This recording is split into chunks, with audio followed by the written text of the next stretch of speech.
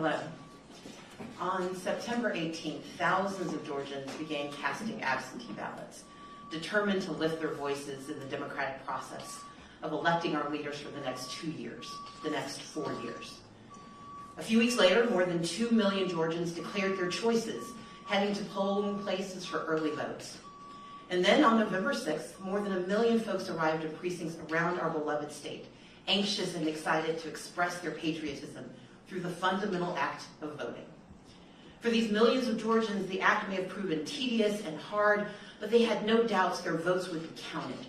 Certainly there would be long lines and delays. Absolutely a tired volunteer would mistype a name, and nature would not be ignored through rain or tornado warnings or chilly weather. We all understand the challenges and the complications. However, this year, more than 200 years into Georgia's democratic experiment, the state failed its voters.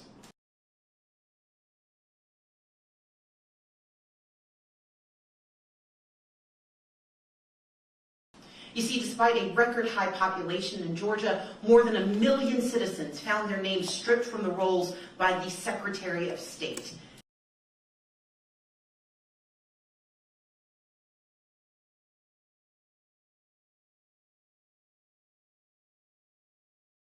Including a 92-year-old civil rights activist who had cast her ballot in the same neighborhood since 1968. Tens of thousands hung in limbo, rejected due to human error and a system of suppression that had already proven its bias.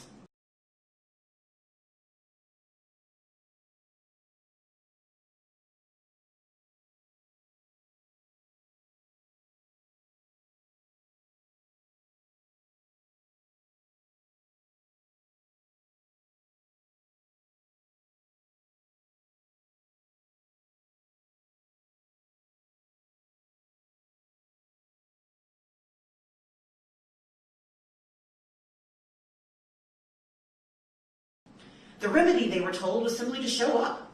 Only they, like thousands of others, found polling places shut down, understaffed, ill-equipped, or simply unable to serve its basic function for lack of a power cord. Students drove hours to hometowns to cast votes because mismanagement prevented absentee ballots from arriving on time. Parents stood in the fitful rain in 4-hour lines, watching as less fortunate voters had to abandon democracy in favor of keeping their jobs and collecting a paycheck.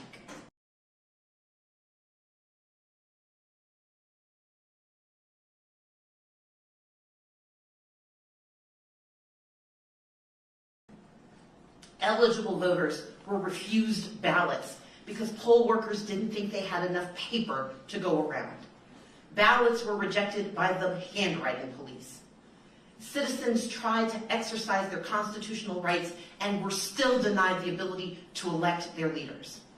Under the watch of the now former Secretary of State, democracy failed Georgia.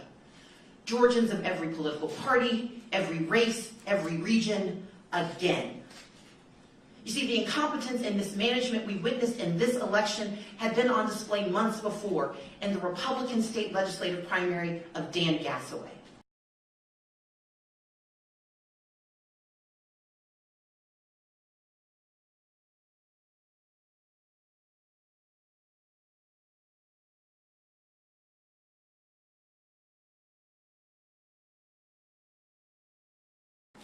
Counties under the direction of the Secretary of State issued flawed ballots, and not for the first time, and not just in that district. But this time, the mistakes clearly altered the outcome. Representative Gassaway, a Republican in a heavily Republican district, had to go to court to force a fair fight. And therefore, on December 4th, tucked between the runoffs for Secretary of State and the Public Service Commission, for one community, there will be justice in the process. Win or lose, the people in his district will finally have a say.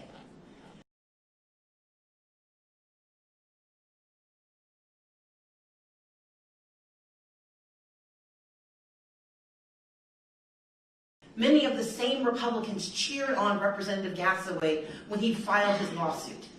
But the same ones have grumbled about the time we have taken to gain a remedy for fellow Georgians who faced a dizzying array of bad action, misinformation, and gut-wrenching hardship.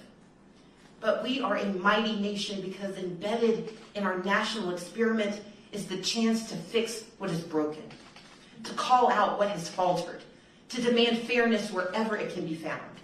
Which is why on election night, I declare that our fight to count every vote is not about me. It is about us.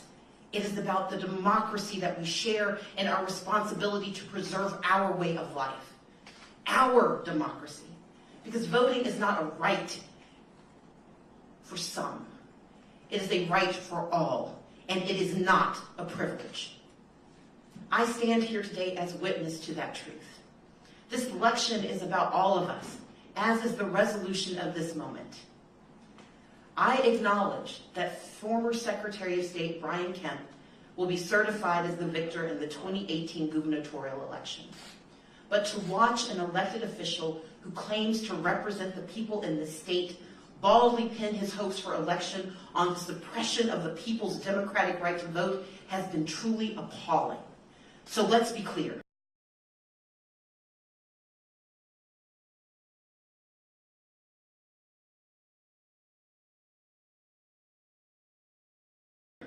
This is not a speech of concession, because concession means to acknowledge an action is right, true, or proper.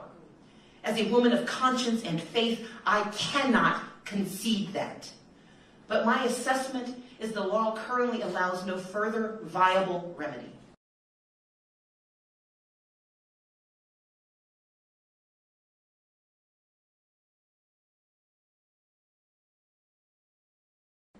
Now, I could certainly bring a new case to keep this one contest alive, but I don't want to hold public office if I need to scheme my way into the post.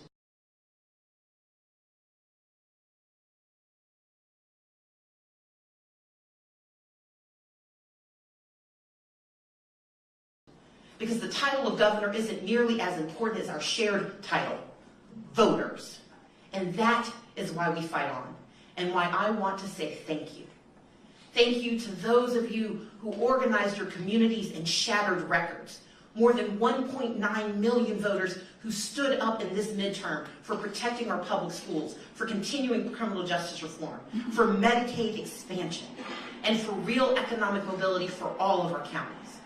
We won state house races and Senate races, a new seat in Congress, and we put America on notice that change is not coming to Georgia, it has arrived, and you made it so. But those who feared change pushed back. And so we waited for the whole truth of this election, good and evil.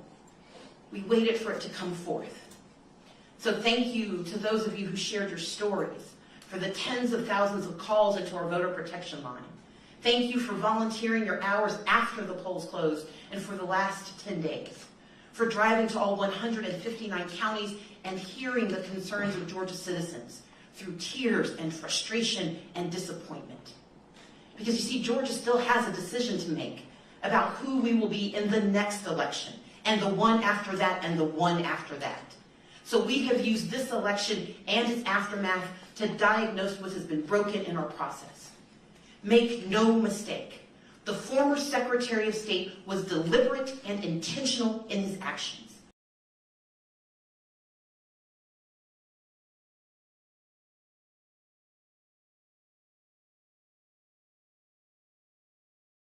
About who we will be in the next election, and the one after that, and the one after that. So we have used this election and its aftermath to diagnose what has been broken in our process. Make no mistake.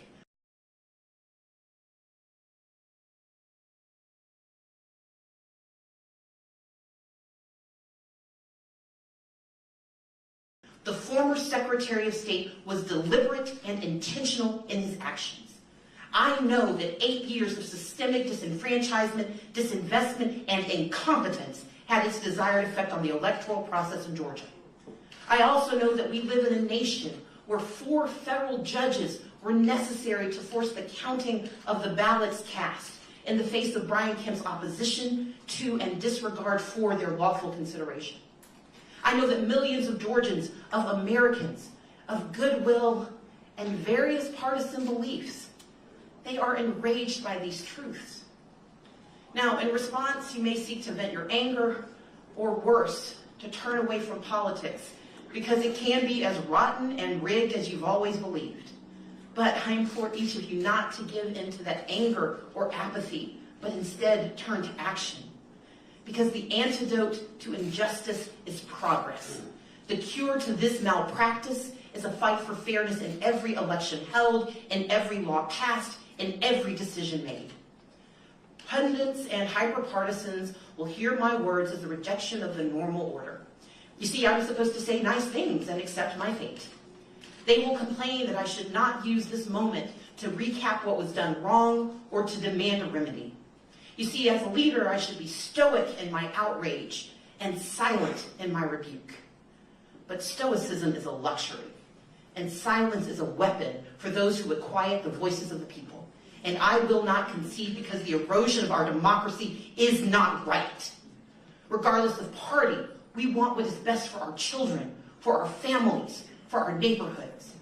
We may not share the same faith, but we are knitted together by our belief in our potential for more. I will work in these coming weeks to elect John Barrow as our next Secretary of State, because he is a man of principle and goodwill who will administer his responsibilities for the people and not his party.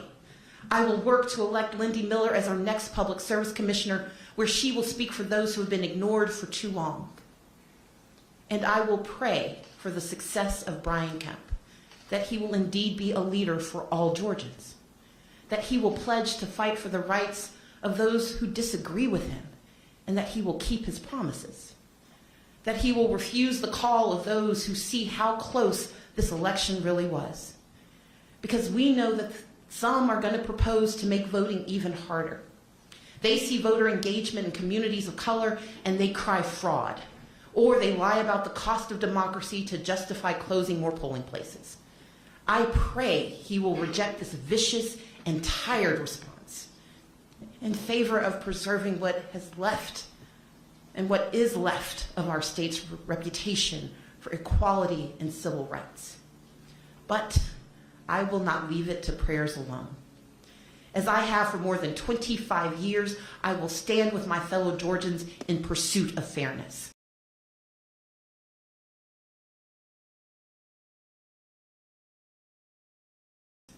You see, I did so as a college student, speaking in the shadow of Abraham Lincoln and Martin Luther King Jr. at the 30th anniversary of the March on Washington. I did so as Democratic leader of the House of Representatives and as the Democratic nominee for governor of Georgia.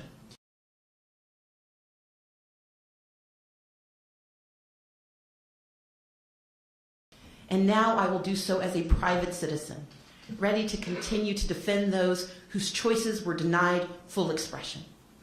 Today, I announce the launch of Fair Fight Georgia, an operation that will pursue accountability in Georgia's elections and integrity in the process of maintaining our voting rolls.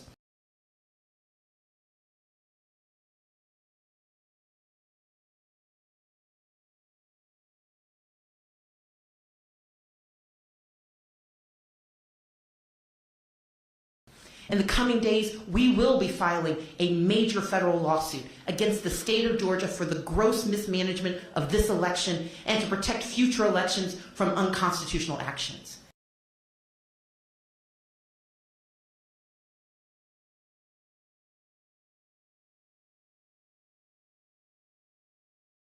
We will channel the work of the past several weeks into a strong legal demand for reform of our election systems in Georgia.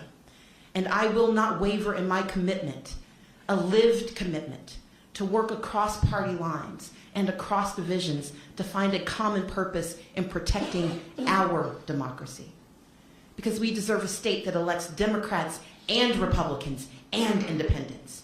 We deserve a state that elects leaders who will not tolerate the erosion of our values. Fair Fight Georgia, because these votes are our voices. And we are entitled to our choices, each of us. And we have always been, Georgia, at the forefront of speaking truth to whatever power may lay claim to leadership.